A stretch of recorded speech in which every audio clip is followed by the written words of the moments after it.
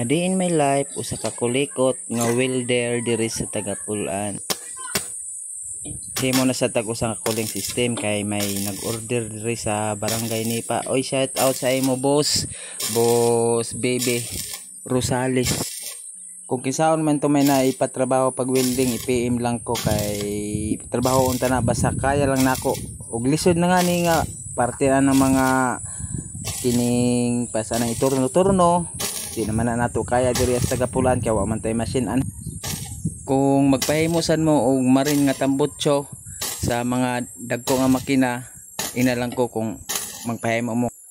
Ug kung may naapoy ng nangapungon nga tuwerkas niyo makina, dadalang po ni nga rin yung makina kung mga gagmay lang makina pero dagko nga ni.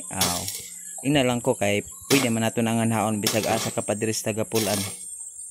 O kanang magpahimo pud og angular bitaw sa makina, transmission, ingon ana. O kanang dagko nga pundo.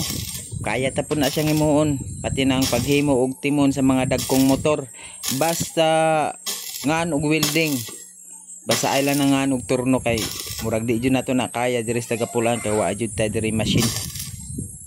Og salamat sa mga nanggipatrabaho sa ako ug nagsalig silag dako nga akong tinarbahoan nga ingon nga dili man ta graduate aning pagka-welder pero dako may lang pagsalig. Salamat kayo sa inyo mga busing kung kisa to nagpatrabaho sa ako, di na ako manganlan kay tungod sa kadamo. Maulan jud to. Salamat og maayong hapon sa atong tanan. God bless.